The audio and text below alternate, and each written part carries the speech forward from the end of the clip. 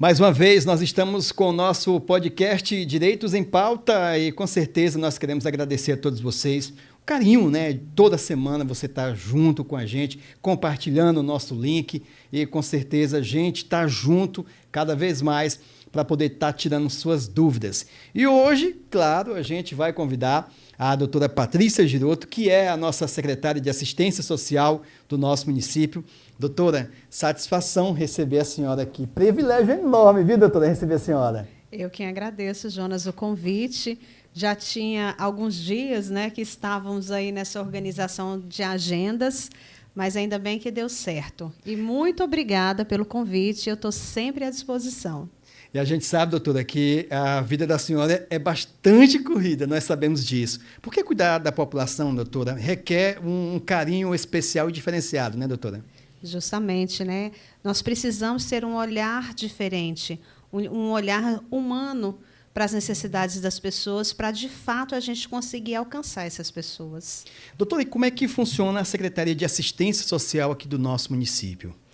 A Secretaria de Assistência Social, ela é uma secretaria muito grande, uma secretaria muito complexa, porque ela envolve desde situações em que as pessoas buscam benefício até situações de violações de direitos. Então, ela é uma secretaria que ela tem uma ampla atividade aqui no município, desde o que a gente chama de proteção básica até a proteção social especial. E a gente sabe, doutora, que a Secretaria de Assistência Social, vamos falar o dito popular, é a mais procurada pela nossa população, porque é onde a população, né, mais carente busca uma assistência social, vamos dizer assim, né, doutora? Justamente, a assistência social ela é um direito constitucional. E a Secretaria de Açailândia do município, cada dia mais, ela está aí para ajudar as pessoas nos seus direitos, né? Porque nós temos vários direitos e, às vezes, as pessoas nem sabem que tem direito àquele benefício, tem direito a alguma situação. Por isso que eu falo da complexidade da Secretaria de Assistência Social e que, cada dia mais, estão vindo novos programas, estão sendo inseridos novas demandas para a gente atender com a melhor qualidade a nossa população. Doutora, a gente sabe que a Secretaria tem várias prioridades, né? Mas qual assim que está realmente chamando a atenção da senhora? A gente sabe, essa semana foi divulgado aí, né, em todos os veículos de comunicação, é a questão das residências, né, doutora? E agora a gente teve o privilégio também de participar no gabinete do prefeito, doutor Benjamin. Aquela boa notícia que a senhora passou a todos nós. Qual boa notícia foi essa, doutora? Que a Açailândia ela foi contemplada com mais um programa habitacional do tipo Minha Casa Minha Vida. Então, o Ministério das Cidades ele liberou, através do FAR, né, um fundo especial para essas moradias e liberou 384 apartamentos. É a primeira vez que no sul do Maranhão é-se liberado apartamentos para o Minha Casa Minha Vida. Então, amanhã, vou aproveitar e já fazer o convite.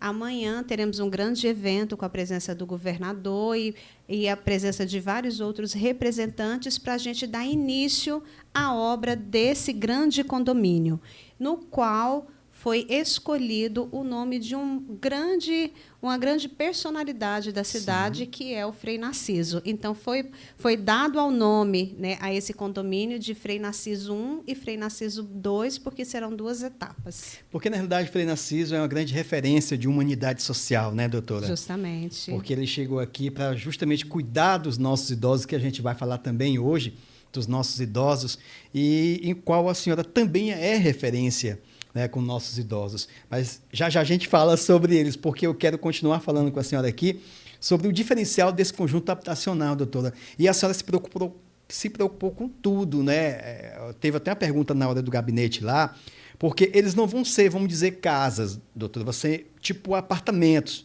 no caso, né? Prédio. E uma pergunta que surgiu lá, doutora, mas quem ganhar e tiver alguma dificuldade de locomoção, e a senhora explicou tudo certinho, como é que vai funcionar, doutora? Eu ganhei a minha casa, né, o meu apartamento, mas eu tenho uma certa deficiência. Como é que vai ser, doutora, a distribuição? A planta, né, a planta original, ela já foi concebida já pensando nessa condição social, né? Muito bom. Uma vez que nós temos pessoas com deficiência, o térreo de todos esses apartamentos, né, foi programado para receber essas pessoas. Todas as unidades elas são adaptadas, mas o térreo está preparado para receber essas pessoas com deficiência ou dificuldade de locomoção. Doutora, é bom falar também, porque, na realidade, vai ser um conjunto habitacional de primeira mão, vamos dizer assim, porque vai ter parquinho, vai ter praça. Fala para a gente um pouquinho, doutora, dessa... que eu imagino, eu fico imaginando aqui o coração da senhora, né? E ontem a gente viu o seu olho brilhando, né? Quando a senhora explanou diante de tanta gente lá, estava a imprensa, estava o secretário, e a senhora explicando com riqueza de detalhes, e a gente sentiu, a gente viu a preocupação da senhora em poder oferecer uma qualidade para o nosso povo. Uma coisa importante, Jonas, a ser falado, me perguntaram lá não, na verdade, numa entrevista ontem, se a Secretaria de Assistência Social ela tinha algum dado relativo à questão habitacional, quantas pessoas estavam precisando de uma habitação, né, para sair do aluguel, para ter sua casa própria, né, para ter a sua casa, né? E eu informei, né, para o radialista o seguinte: o nosso último sorteio nós tivemos quase 10 mil pessoas inscritas. Então, hoje, o problema habitacional de Açailândia ele é constante. Então, não é fácil você trazer esses conjuntos habitacionais, né? Não são simples. Tanto é que nem todos os municípios conseguem trazer um programa como esse, o Minha Casa Minha Vida. O primeiro passo que a gente precisava era finalizar o residencial Jardim Olídia, que era pelos recursos do FAR. Porque o FAR ele só vai investir no município quando ele não tem nenhum tipo de pendência. E nós ainda tínhamos unidades a entregar. Então, nós conseguimos entregar e finalizar o Jardim Olídia. A Açailândia ficou apta a receber novos empreendimentos. Então, já tem um tempo que nós estamos articulando junto à Caixa Econômica Federal, junto aos deputados. O nosso prefeito tem ido com frequência a Brasília e conseguimos viabilizar para a Açailândia esse novo empreendimento. Num novo formato. São menos unidades, porque hoje o Ministério das Cidades ele trabalha com menos unidades para não ter um tempo muito longo de obra.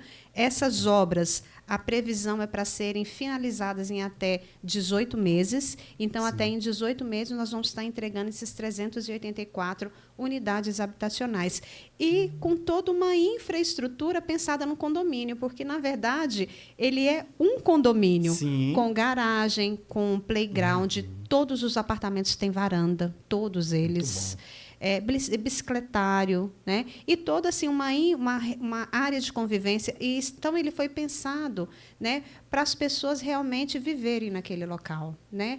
Você ter a sua casa para chamar de sua, porque não tem nada melhor do que você chegar na sua casa e você dizer, essa é a minha casa.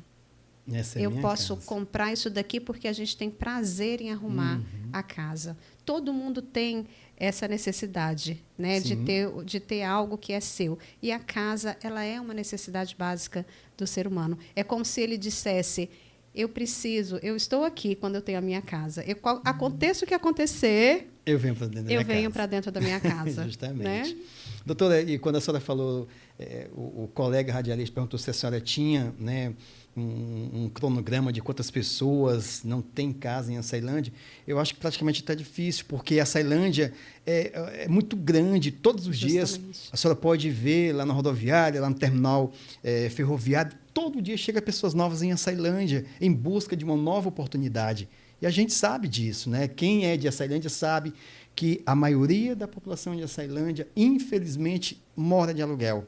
Infelizmente. E quando eles veem uma secretária atuante, um prefeito, como ele mesmo falou lá no gabinete, que tem acesso, né, isso é muito bom, a Açailândia se desenvolve cada vez mais rápido, doutora. Então, é isso que nós queremos, que tenhamos uma secretária atuante que deixa lá, né, o cadastro da Secretaria de Assistência Social atualizado, que isso é importantíssimo, a senhora vai falar sobre isso, e também que a gente tenha um prefeito que busque, que vá atrás, e a gente sabe que o doutor é assim, né, doutora? Justamente, se a gente não tem essa entrada em Brasília para buscar esses recursos não vêm. Não vem. Se o prefeito não se dispõe a buscar, o governo federal são mais de 5.000 municípios no Brasil. Como que o governo federal vai lembrar de um município no interior do Maranhão? Então, nós precisamos ir atrás. Sim. Então, tanto o corpo técnico da prefeitura quanto o prefeito, ele precisa ser atuante para estar trazendo coisas novas, para estar trazendo benefícios para a cidade. E isso é muito bom. Então, reforçando o convite, doutora, amanhã, né? A partir de que horas, doutora? Amanhã, a gente convida a partir das 8h, mas o evento começará às 9h em ponto, né? No qual a gente vai iniciar as obras do condomínio Frei Narciso 1, Frei Narciso 2, pelo Minha Casa Minha Vida. Doutora, muitas pessoas devem estar assistindo a gente agora e devem estar se perguntando como que vai poder fazer a inscrição, porque amanhã, na realidade, é uma apresentação do projeto. Ou já vai iniciar as inscrições, doutora? Como é que vai funcionar?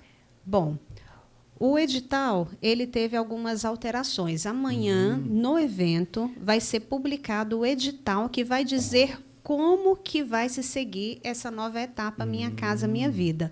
E lá no local, nós vamos fazer o quê? A inscrição e a atualização do cadastro único. Porque hoje é obrigatório a pessoa estar inscrita no cadastro único e estar com ele atualizado para ele participar do Minha Casa Minha Vida. Então, a gente sabe que o CAD Único, ele é um programa federal.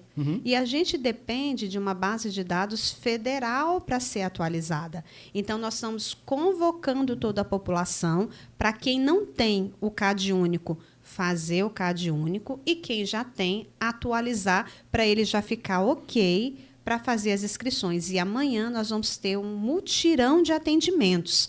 Bom. Então, toda a equipe da assistência social do Cadastro Único vai estar lá para tanto receber novas inscrições quanto atualizar, porque já é o primeiro passo para iniciar a sua inscrição no Minha Casa Minha Vida. E quais são os documentos necessários, doutora? Quem está assistindo aqui a gente, por exemplo, não tem um CAD único, e quais são os principais documentos que ele deve levar amanhã?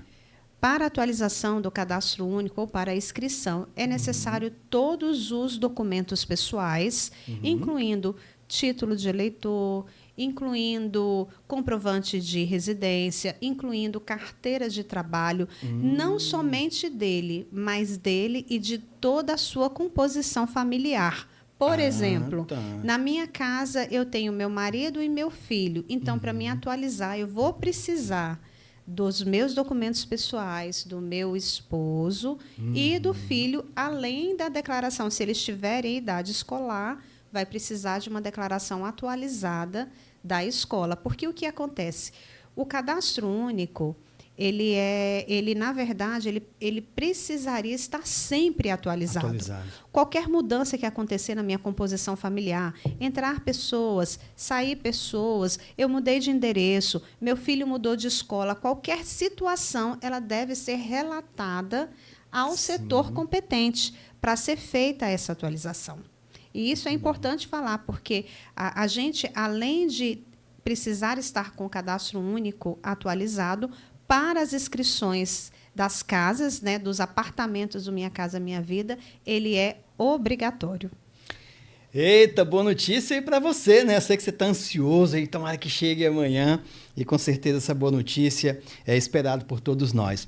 Mas, doutora, vamos falar agora dos nossos idosos, que é outro tema também que é importantíssimo demais, porque a gente acompanha a senhora, a gente sabe que a senhora é uma secretária bastante atuante e a senhora também acompanha, né, os centros de referência aqui da nossa cidade. Como é que a senhora, doutora, poder estar junto dos nossos idosos?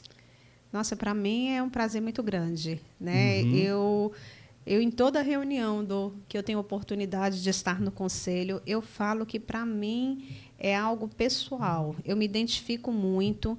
Nós, assim, inicialmente, nós precisávamos ter o nosso Conselho do Idoso forte no município, nosso Conselho Municipal do Idoso, porque quando eu iniciei na Secretaria de Assistência Social, nós só tínhamos o Conselho da Criança atuante.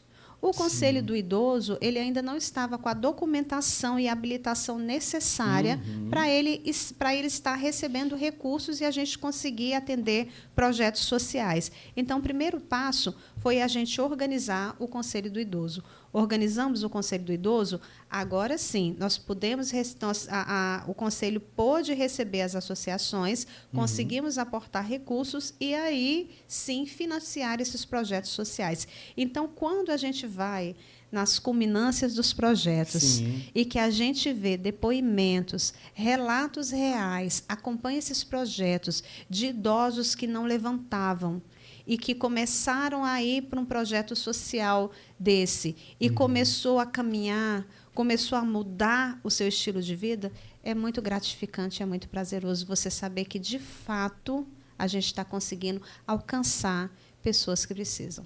Doutora, e o bom é que a gente realmente ouve depoimentos reais, porque, na realidade, já foi-se o tempo do idoso ficar ali recluso, o idoso ficar ali no quartinho dele, vamos dizer, se escondendo, né? Ficar ali no canto dele, mas hoje não. A gente tem conversado com alguns idosos, eles falam assim, Jonas, eu não sabia o que era uma academia. Eu tinha vergonha, o meu filho ia para a academia e eu sentia que ali não era para mim. Depoimentos, doutora, reais mesmo. E eu sentia que ele não era para mim. Hoje, não. Hoje eu estou uma nova mulher, estou uma nova pessoa. Jonas, olha aqui os idosos, né? Jonas, olha aqui meu músculo. Você está forte mesmo. Então, rejuvenesce, doutora, né? A gente sente, vê mesmo que os nossos idosos estão sendo bem cuidados. Justamente. E é igual você falou, você também fala com prazer, sim, né? Você a gente também fala, sim. porque assim, é muito gratificante, né? É muito gratificante. E isso que você colocou é real, porque a gente pega idosos que nunca tiveram nenhum tipo de contato com a atividade física e começam a ter e começam a gostar. O que é bacana, né? Que é muito bacana as pessoas começarem a praticar atividade física, de repente, na terceira idade. Olha, doutora, que imagem bonita. Olha aí que lindo. Então, são imagens como essa, doutora, que faz com que a senhora esteja andando no caminho correto, andando no caminho certo, vamos dizer assim. Porque, igual outro dia, eu conversei com a presidente aqui, e, claro, o líder, ele tem que ser referência, doutora, não adianta. A senhora tem que ser referência para todos nós, né? Porque quando a gente tem uma secretária atuante, quando a gente tem um prefeito que vai em busca, né, de poder tirar aqueles entraves, olha aí o resultado. Só quem ganha é o nosso povo, doutora. Justamente. E a gente tem que lembrar, Jonas, que, graças a Deus, né, a expectativa de vida das pessoas elas têm aumentado. Sim. Então, um idoso hoje de 70 anos não é o idoso de 70 anos atrás. Antigamente, muitas pessoas não chegavam nem na idade de 70 anos, porque a expectativa de vida era até 64, 65 anos. As pessoas já faleciam. Então, com a melhora da saúde, com a melhora da qualidade de vida, a expectativa da população ela aumentou. Então, hoje nós temos idosos de mais de 100 anos. Pessoas de 90 anos lúcidas. Pessoas de 90 anos independentes. E isso é maravilhoso, mas também é um alerta para a nossa sociedade, porque a nossa sociedade ela também precisa amadurecer para esse público e entender que o idoso ele tem a vontade própria e deve ser respeitada a vontade dele. Então, a gente tem que lembrar que, às vezes, por mais que a gente tenha aquele cuidado, o filho ele não pode estar mandando num pai. Sim. A gente tem que entender as deficiências, entender as necessidades e saber conduzir essa situação de uma forma que o direito do idoso ele deve ser prevalecido. E justamente isso. E doutora, muitas das vezes o que a gente vê, né, é o nosso idoso cada vez mais se desenvolvendo, né? Hoje a gente passa na calçada, a gente vê o idoso ali com o celular, ele vê aqui num projeto social tão importante como esse, a gente vê o idoso lá no centro de referência. Então, tudo está mudando, doutora, inclusive nossos idosos. Justamente, muitos hoje, eles querem aprender informática. Lá nós temos, né, num dos nossos equipamentos da assistência social, nós temos um serviço de convivência específico para a terceira idade, né, para o idoso. E lá, uma das aulas que nós ofertamos é a aula de computação. E nós temos turmas fechadas. Eles adoram aula de computação porque eles têm interesse, eles querem aprender a mexer, têm um celular, eles querem aprender a fazer aquela operação que seja a básica, mas eles querem responder, eles querem falar por vídeo, eles querem mandar uma mensagem. Gente, isso é natural. Isso é maravilhoso, porque quando ele está com a mente ali ocupada, a gente sabe também que está afastando doenças, Sim, né, degenerativas, às vezes, né, porque é importante a gente estar trabalhando aí o exercício da mente. E, doutora, como é que funciona o atendimento realizado pelo centro de referência aqui do nosso município? A gente sabe que nós temos um centro de referência ali, é Jardim de Alá, doutora? Falou mesmo, Jardim de Alá, né? E outro dia também a presidente deu aqui uma aula referente a esse centro de referência, porque os idosos amam, eles querem, amanhã, sexta-feira, a partir de 2 horas da tarde, então fica todo mundo fervoroso, querendo estar lá junto. E a senhora não mede esforço para poder que esse centro de referência continue a todo vapor, né, doutora? Justamente. É um local que ele foi justamente pensado para ele ter práticas sociais com os idosos. Não somente o forró, né? Porque lá, durante muito tempo, ele foi conhecido como... Ele falava assim, no popular, o forró dos velhos. Forró dos né? velhos. Eu ia falar, mas deixei assim. A senhora falar. O forró dos velhos. Uma forma carinhosa. Sim, mas, sim. assim, muitos se resumiam a ir para lá, para o forró. E não é assim. Nós temos N atividades que são desenvolvidas lá no Serviço de Convivência do Idoso. Nós temos atividade física, nós temos atividade de computação, como foi falado. Nós temos a própria orientação social, que a gente leva palestras. Essa semana a gente estava com um nutricionista lá, Sim. entendeu? Falando da importância da alimentação, da boa alimentação para o idoso. Nós temos atividades como a professora de teatro, que está lá, que também coloca, né, que também propõe aos idosos um trabalho diferente em relação a essa parte social também. Então, assim, são muitas atividades que são desenvolvidas lá. Então, de segunda a sexta, todos os dias temos as atividades. E na sexta-feira culmina com o forró, que é somente um dia, mas durante toda a semana tem atividades. Tem o dominó, tem o xadrez e tem muitas outras atividades. Que, inclusive, posso até dar um destaque aqui, que eu conversando com o idoso, Jonas, manda até vir buscar na minha casa. Tem um veículo, né, doutora, para poder buscar o idoso também em casa. Nós temos um ônibus também que faz a rota, né, para poder trazer esses idosos. Às vezes, assim...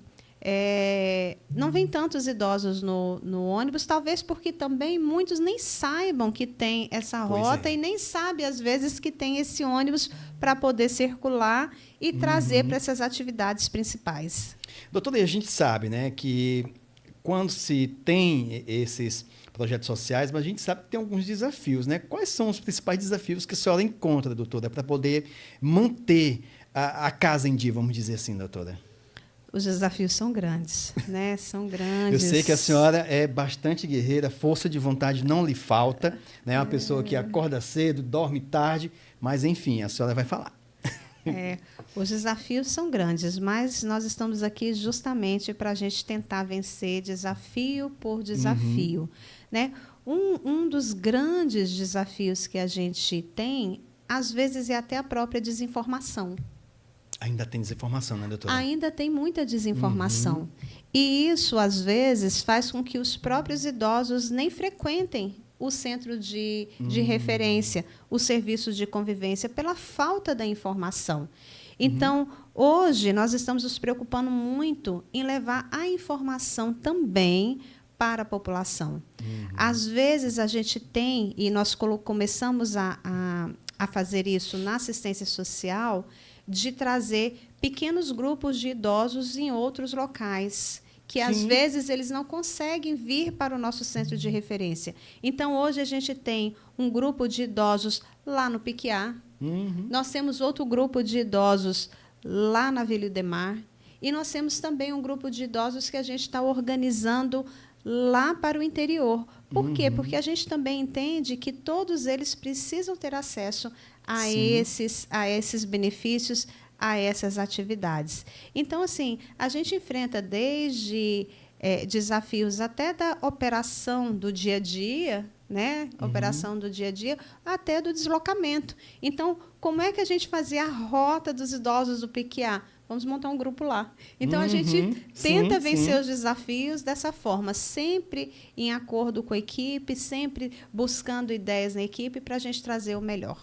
Doutora, e como que a população pode acessar os serviços que são oferecidos pela Secretaria de Assistência Social aqui do nosso município? Bom, nós temos o CRAS, que é a nossa porta de entrada. Né? Nós temos 3 CRAs no município, um que fica na região do centro, que abarca toda, são a média de 30, eu posso estar falando, mas eu acho que são 38 localidades, incluindo a zona rural, está vinculada aqui ao CRAS do centro, no qual a gente tem atendimento tanto na área urbana quanto na área rural. Nós temos o CRAS da Vila Idemar e temos o CRAS do Piquiá, que também tem uma área rural vinculada a esse CRAS, que também é feito esses atendimentos de forma na zona rural. Então, as pessoas elas podem ofertar, elas podem ter esses benefícios através dos próprios equipamentos. Elas podem ir nos equipamentos, tanto o CRAS em busca de benefícios sociais, carteira do idoso e tantas outras demandas que surgem, um BPC, de repente uma situação que ainda não houve um rompimento de vínculo, é só uma situação que, às vezes, o psicólogo, o assistente social do CRAS consegue resolver, até departamentos complexos, quando a gente tem direitos violados, como um CREAS. Nós temos o escritório social, que trabalha com a política específica para famílias, né? Famílias que têm parentes próximos, né? Ou familiares oriundas do sistema prisional. Nós temos também o banho social, que nós vamos estar inaugurando no próximo mês, que é um equipamento ligado ao CREAS, hoje especificamente para trabalhar com população de rua.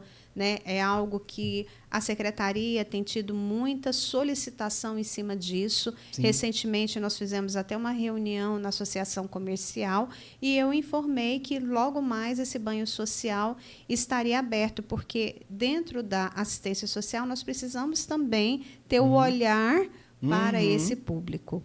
Além dos conselhos, né? Conselho da Criança e Adolescente, o Conselho do Idoso, o Conselho da Pessoa com Deficiência, o Conselho da Segurança Alimentar, o Conselho Tutelar, que é outro órgão de extrema importância que está vinculado à assistência social, além de vários tantos programas que a gente tem abrangido e tem abrangência aqui no município. A senhora falou em Conselho Tutelar, doutora, e a gente lembra que até se já iniciou uma discussão para um segundo Conselho Tutelar aqui em Açailândia, né? Qual a visão da Secretaria de Assistência Social sobre essa criação de um novo Conselho Tutelar, doutora? Bom, já estamos avançados aí na discussão. Já está avançado já, né, doutora? Já está avançado na discussão a respeito da implantação do segundo Conselho Tutelar. Hoje, o órgão que gerencia o Conselho Tutelar é o Conselho da Criança e do Adolescente. Então, todas as discussões partem do Conselho da Criança e do Adolescente, que chamou-se para essa discussão. Então, hoje está sendo discutido de que forma que vai ser feito, como poderá ser feito, como é que vai ser feita a divisão dos atendimentos. Nós temos o CIPIA, que é o sistema onde a gente lança as violações de direitos específicas. Então, nós estamos nessa fase para a definição, de fato, de como será feito a implantação desse segundo Conselho Tutelar no município. E, com certeza, a senhora não vai medir esforços, né, doutora, para poder... Porque, na verdade, a cidade, como eu sempre costumo falar, está crescendo. Né? É crescente, precisa, sim, de mais um conselho aqui em Açailândia. E nem só isso, a gente tem uma extensão territorial. Um dos pontos é a grande extensão territorial, porque o Conselho Tutelar, hoje, ele encontra-se no centro de Açailândia. E a população da Vila Idemar, que por si só de uma grande população, Jardim Lídia, Piquiá. Então, tem se pensado muito, né, nessa situação também por conta da extensão territorial. E isso é muito bom e, com certeza, a Açailândia se desenvolvendo cada vez mais. Doutora, vamos voltar aqui aos nossos idosos, porque, como a senhora mesmo falou, hoje a gente tem, né, um conselho que é bastante atuante e que por muito tempo ficou parado, né, doutora? Claro, assim que a senhora assumiu a Secretaria de Assistência Social, a senhora não mandou, não retrucou, vamos dizer assim, para que a implementação dessa política pública pudesse se desenvolver. E, claro, hoje a gente tem um conselho que é atuante, né, doutora? É muito bom, sabe, a gente chegar a esse ponto, porque a gente tem que lembrar que os conselheiros, eles são funções não remuneradas. Então, a pessoa, ela estar lá é por livre e espontânea vontade. É porque ela se preocupa com a população e ela quer, de fato, fazer com que a política pública e o direito do idoso prevaleça no município. Então, nós tivemos muitas dificuldades, né? Dificuldades logísticas, dificuldades documentais, dificuldades de pessoas, até a gente conseguir mobilizar pessoas que, de fato, queiram, né, participar, porque a gente precisa ter as reuniões, e nessas reuniões são deliberados assuntos importantes de como a política pública do idoso deve seguir aqui no município. Doutora, e quais são um projeto para os próximos meses, vamos dizer assim, lá para o Conselho do Idoso? O que a senhora está observando? O que a senhora pode modificar? O que vai melhorar ainda mais lá no Conselho do Idoso? Nós temos um projeto grande que é a construção, né, de um grande serviço de convivência para o idoso. Nós já estamos com a área e nós estamos pleiteando, já foi feito o projeto, né? O projeto, ele é real, ele existe, e a gente está buscando esse recurso junto a um banco internacional para financiar a obra para a construção desse serviço de convivência do idoso. Então, ele vai ser um serviço maior, um serviço que vai integrar funções da assistência social com a saúde. Então, nós vamos ter piscina para fazer uma hidroginástica, nós vamos ter um nutricionista, um enfermeiro, um fisioterapeuta em parceria com a saúde para a gente promover nesse espaço, além de toda uma interação social que é de extrema importância para o idoso, porque, às vezes, ele está em casa sozinho porque todo mundo trabalha, né? Sim, ele já não está, ele já passou por essa fase produtiva. Agora é hora dele aproveitar o benefício dele. Isso. Ele já trabalhou muito, mas, às vezes, ele se sente sozinho, às vezes ele começa até a entrar em depressão. Então, esse centro, ele vem para resgatar isso, promover essa interação social, que é de muita importância. Então, hoje, os nossos esforços, né, como projeto, está para a viabilização de recursos para a gente iniciar essa obra do centro, do novo serviço de convivência do idoso. Pois é, doutora, isso é uma boa notícia e, com certeza, a gente, né, os nossos idosos, estão bastante ansiosos, porque a gente sabe, tem os projetos nos bairros, né? Mas a partir do momento que tiver esse centro de convivência, claro que todos vão ter um dia para poder estar ali se unindo cada vez mais, interagindo com os amigos do Jacu, da Laranjeira, enfim, toda a cidade unida em um só objetivo, que é esse centro de convivência, vamos dizer assim, né, doutora? Justamente, um centro, assim, vai ser o primeiro também aqui na região, né? O primeiro na nossa região, que o objetivo principal é esse, é justamente fazer essa interação, levar mais atividades, levar mais serviços para essa população que, às vezes, não foi olhada as necessidades que ela precisa. Então, esse é o primeiro passo também, que a gente precisa dizer que a gente está olhando, que a gente tem esse cuidado e a gente tem esse olhar carinhoso para a nossa população idosa. Doutor, e de repente tem algum idoso que está assistindo aqui o nosso podcast, a gente também é exibido lá na TV Difusora, e infelizmente não faz parte de nenhum projeto social desse. Como é que ele deve fazer, doutora? Qual é o primeiro passo que ele tem que fazer para poder também estar junto de todos? Além dos equipamentos, né, da própria assistência social, que ele pode estar a qualquer momento que ele quiser, nós estamos de portas abertas. A assistência social ela é uma secretaria de portas abertas, então nós estamos aptos a receber a toda a população idosa. Temos o serviço de convivência do idoso, nós temos o Conselho do Idoso, no qual tem vários projetos, e esse idoso ele pode sim estar se encaixando dentro desses projetos sociais que são nos bairros. E aí o Conselho do Idoso ele tem a lista dos bairros onde estão sendo executados esses projetos. O Conselho do Idoso fica localizado aqui em Açailândia, onde, doutora? Ele fica localizado aqui próximo da igreja São Raimundo, né? Próximo de São Raimundo, nós temos ali uma casa que é chamada Casa dos Conselhos, no qual, nessa Casa dos Conselhos, está o Conselho do Idoso e o Conselho da Pessoa com Deficiência. Eu sempre costumo falar assim, doutora, quando vem alguém aqui, eu pergunto, onde é o Conselho do Idoso? Aí eu sempre falo, pertinho da primeira escola de Açailândia, que é ali Gonçalves Dias, pertinho da primeira igreja de Açailândia, que é a igreja São Raimundo, está tudo ali agregado e com certeza para poder oferecer um atendimento digno aos nossos idosos, né, doutora? Justamente, esse é o principal objetivo, né? Doutora, nosso tempo está corrido aqui, a gente sabe que a senhora está corrida também, mas eu quero aqui agradecer a senhora por ter disponibilizado um pouquinho do seu tempo, né, para poder vir aqui falar com os nossos telespectadores, os nossos internautas, e eu só agradeço a senhora, doutora. Eu que agradeço. E são momentos assim importantes para a gente estar trazendo esclarecimento à população, oportunidade da gente estar informando o que a prefeitura também está fazendo para os nossos idosos. E também não posso deixar de mencionar que, recentemente, nós estamos, né, em campanha aí do Junho Violeta, que traz a temática, né, da violência contra o idoso, e eu não posso deixar de alertar a população. Nós precisamos, sim, respeitar o direito do idoso.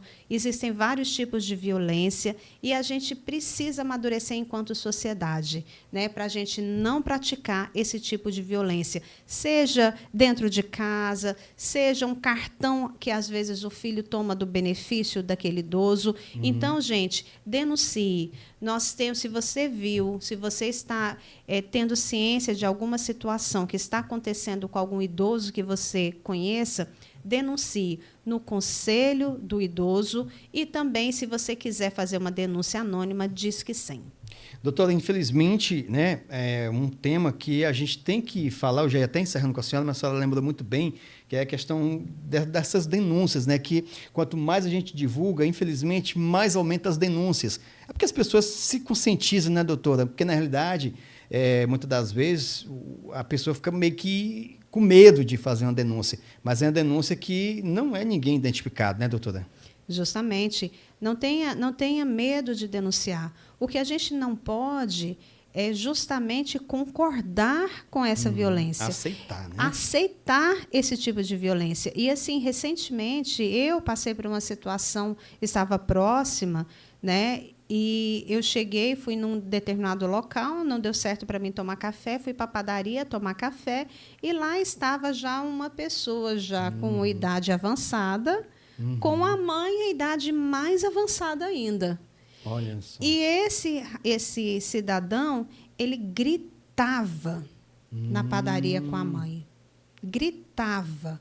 Ficou todo mundo chocado. Eu fui em cima. Quando chegou, porque assim, eu não consigo ver uma situação dessa e não me envolver. E eu fui até ele e falei, olha, o senhor deveria respeitar a sua mãe. Isso não é forma de estar tratando a sua mãe.